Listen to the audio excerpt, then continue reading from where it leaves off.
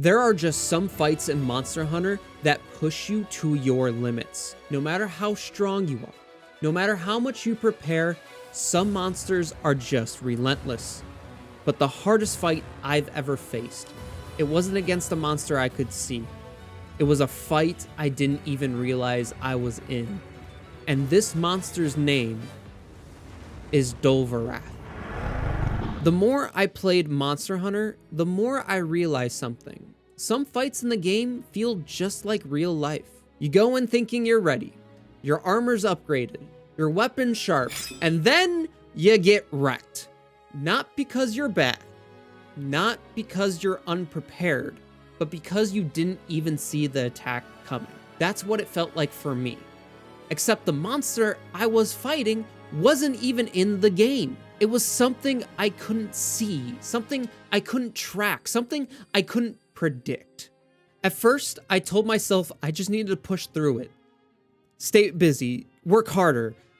But the more I fought it alone, the worse it got, because Dolverath doesn't fight fair.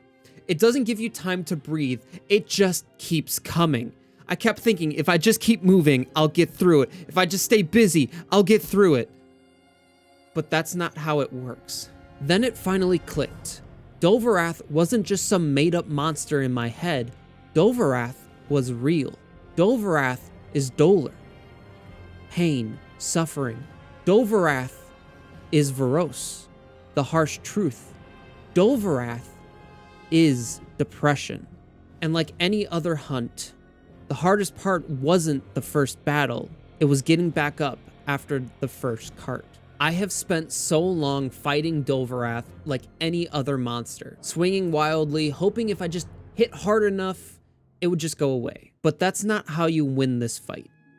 In Monster Hunter, when you keep losing, you don't just keep doing the same thing. You change your approach. You upgrade your gear. You sharpen your blade. And that's what I had to do in real life. I had to start going to therapy.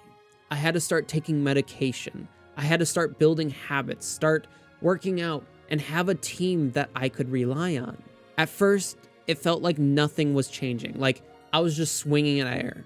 But little by little, I started lasting longer in the fight. And one of the biggest lessons I've learned is you don't have to hunt alone. Monster Hunter isn't just about taking on monsters, it's about working together. You have your palico, your allies, your team.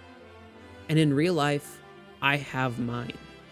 Chrissy, my son, my friends, my family, people I barely know, reminding me that I'm not in this fight alone. And maybe, for the first time in a very long time, I've started to believe it. I'm not going to sit here and tell you that I've won this fight, that I've slain Dolverath and now everything is fine. That's not how this works. But I will tell you this. Just because the battle isn't over doesn't mean you're losing. Some fights just take time.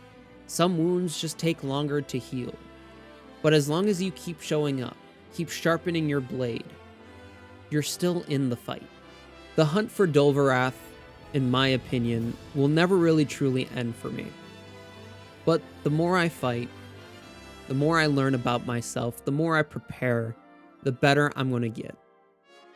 So, you learn the patterns, you prepare for the battle ahead, and most importantly, you remember why you're fighting in the first place.